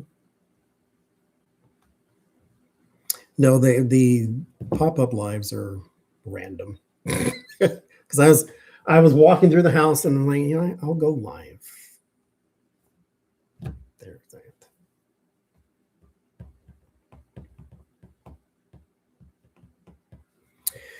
Current combos, personality types. Like, would you see certain combos for cult leaders, superstars? Yes. A cult leader, King of Wands and the Emperor for me, because yes, Biddy, Biddy tarot. They are Hierophant, Emperor, King of Wands. They are very good at team building and very good at motivation. They are very good at getting you to believe that if you were smart enough, you would have had that idea too. And so they can build cults very easily. Not to mention the King of Wands and the Emperor also have the ability to sort of rule with fear. And so they can be very culty easily. The Hierophant rules with fear too, but not forceful fear, more so spiritual fear. You go to hell if you don't do what I say. So those are the three people I would deem as cult leaders. Superstars, anybody from the cups, because cups are naturally, people gravitate to them. They have in water sign people are very good with people. And so they gravitate to them. They're also very pretty and they like to be in front of people, or if they can be in front of people, they know how to be in front of people. And so they can do it a little differently or a little better, or they win people over just by slight aspects of their personality. Maybe they have a laugh everybody likes, or they like the way they blink, whatever it is. There's something about them that people just gravitate to. How many spreads do I do? Bunches, but I encourage people to make your own spreads. There is nothing out there that says you can't make your own spreads. I encourage people to always make their own spreads. Bye, Sylvia. Because making a spread is just what information, thank you, Stephanie, do I want to know? If you want to know the color of something, then position color. You want to know the size of something, position size. You want to know how much it costs, position cost. Like, in the Celtic cross, there is the situation and the challenge and the root and the past and the this and the that. Because you want to know what happened in the past. So you have a past position. You want to know what happens in their thoughts. What are they thinking about? You have a thoughts position. The environment, what's going on around them. You have an environment position. So you can take that and then make your own spread and just have a 4-card spread or 3-card spread or a 9-card spread. I have a 15-card spread. And I have the tableau spread. And so,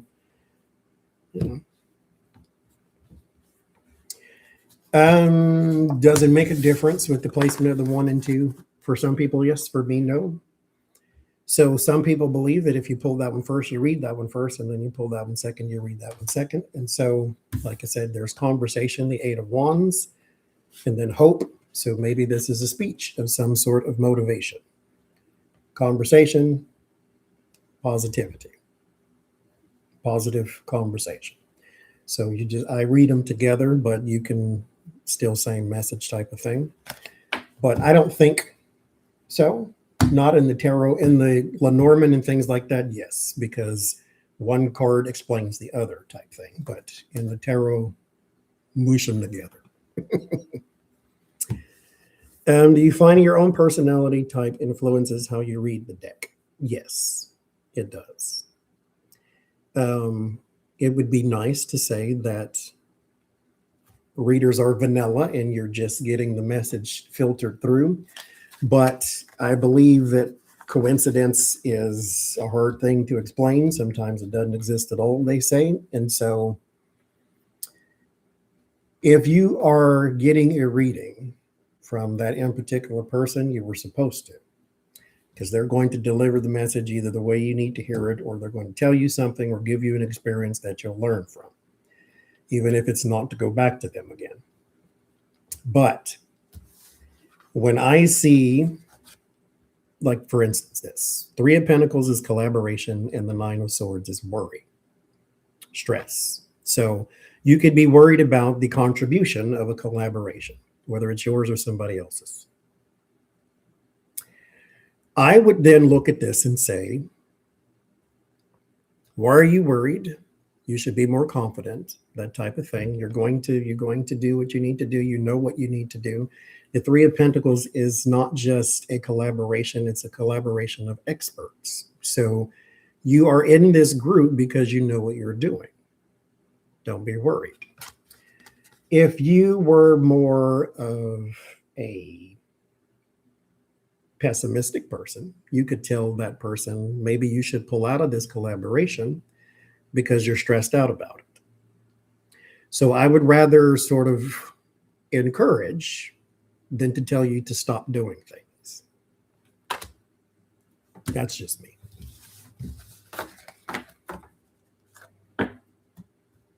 The challenge card is a negative, even if it's a positive card.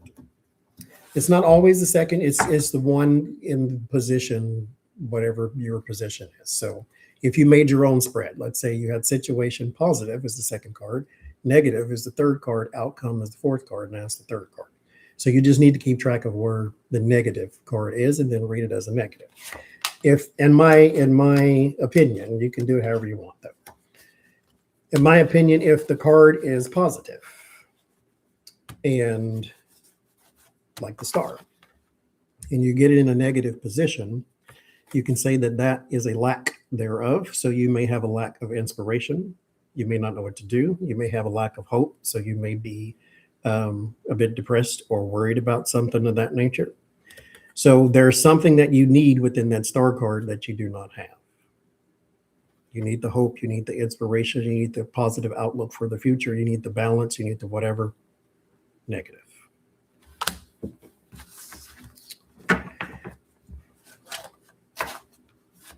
Do you need to have permission from you guys to read for someone? That is up to you, because that is more of a tarot ethics question. Because Donald Trump has never given us permission to read on his life, and yet we do it anyway.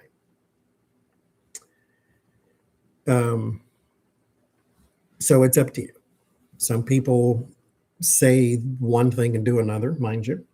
Like people who do personal readings will say, I don't read on people who are not present. So don't ask me about your daughter. Don't ask me about your friend, because they're not here, but they'll read on Donald Trump. He's not here either. So you can say one thing and do another, but that's up to you. I read on whatever I want to because I can. The bottom of the deck is also one of them things that's personal. I don't always do it because sometimes I pull the card at the bottom of the deck. But the bottom of the deck is supposed to be the overall or overarching energy. So if we're reading on buying a car, and that's the bottom of the deck, the Nine of Swords is the card of stress or worry. So you could be worried about not getting a good deal or have some anxiety about what you may face, which could tell you some things. Oh, I hope you're feeling better, Kat. Get well soon, or get well now, as they say. The star, and yes, that's the six-sided star. Six-sided star is a star of answers or something like that. I forget now. But yes, it is a six-sided star in the Hermit's lantern. The word of warning is something that I created. It's not actually in the real Celtic cross, but the Celtic cross has been modified 400,000 times. But in my Celtic cross, the word of warning is your negative card. That's where your negative card is. And this is the card that's saying, beware, this may happen. And that is card 1, 2, 3, 4, 5, 6, 7. That's card 7. Thank you, Leah.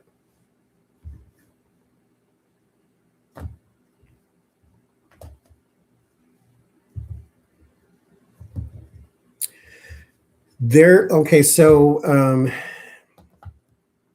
if you go to a reading or get a reading and they seem to be talking about everybody but you, there are two things that's happening there. Well, one thing that's happening, then this is what you can do about it. I just had this experience actually. They could be telling you the cards do not have to answer us, the reader. We can ask about anything and everything. Let's say, for instance, I say, am I going to get a job soon or something like that? And this pops up. This is conflict, 5 of Wands, and the Temperance is reconciliation. There's something in your life going on right now that you're in conflict with, some person you're in conflict with that you need to make up for or make up with, or somebody needs to make up with you. Nothing to do with your job or your job search or something like that. But the spiritual thing is this is what they want you to know right now. Never mind your job. I get what you're asking. We don't really care. Here's what we have to say. And so they may want you to know about all this other stuff and all these other people because there's something in there that you need to know. Now, what you do with that is you put the cards back in and you tell the reader, tells their guide, that's fine, but that's not what we're asking about. Tell me about the job and the job only. And then try the reading again and then see what happens. And if it still comes up with the other people, try it again and see what happens. Because sometimes what you are asking about is not at the highest priority. They think this other thing is. There is fool come again. That just means I need to get up. Lord, I can't stand it. Thank you, Arlene. Can y'all hear him? What is he cutting? Ain't no grass out there. Ain't a piece of thing on the trees. Humans.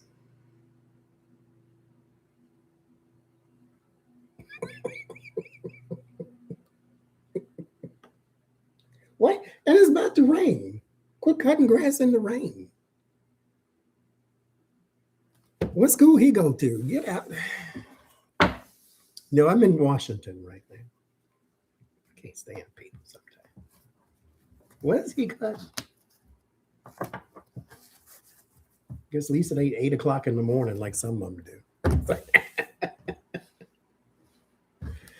That just means I need to get up. That's all it is. That thing been on keep warm for 45 minutes. Which I guess doesn't really mean nothing because I ain't hungry no way, but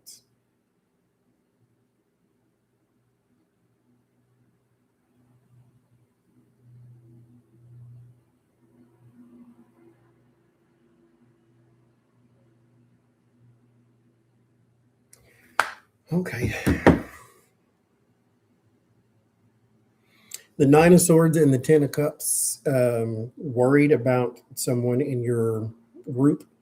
The 10 of Cups is not necessarily a family card. It's a happy family card, meaning that you could be happy with your work environment, co-workers. These are the people that you can cultivate into a family instead of being born into. Born into a family is the 10 of Pentacles. That's your family tree. That's your blood relation. The 10 of Cups is something you have created and gathered along the way, like us, would be a 10 of Cups. And so if you have 9 of Swords and 10 of Cups, you are worried about happiness or worried about contentment or worried about something like that. And then you just have to ask, what are you worried about? And then deal with that part. I have 26 pairs of glasses because why not? I have one of every color there is, just about. Just about. No, I have every color. Got black, purple, green, red, yellow, white. Every yeah. I don't have a gray. Yes, I do. Actually, you can call that gray. I don't know if you call that gray, but I got a gray. Anyway.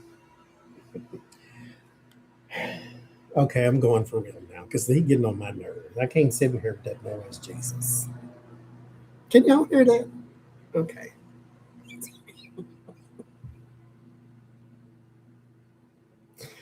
The lover's card is about choice. Yes. I have the rainbow ones too. Mhm.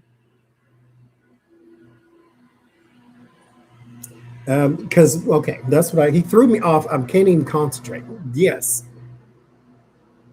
the lover's card is about choice because back in the day, the lover's card had a man on it and two women. So it was kind of like the labor of Hercules thing, to where he had to choose between vice and virtue. So he had the young, pretty woman, or he had the homely looking woman, right? It's that type of thing. And so that's why it's also about choice. That's very rarely used, but it is worked into the card though, because that's the way it used to look back in the day. The lover's card has been redone like 40,000 times though. So, like I said, the um, Rider Waite is not the original. It's just the most popular. Okay, I'm leaving for real now because I can't even concentrate. I really can't do it. That sound drives me nuts. Just like the sound of a vacuum or somebody blowing leaves or cutting grass. I can't do it. I just can't do it. I really can't. I just really can't do it. So I will see y'all on Sunday. Um, and if anybody is cutting grass on Sunday, I'm going outside with the shotgun. Man, I really am. Bye bye.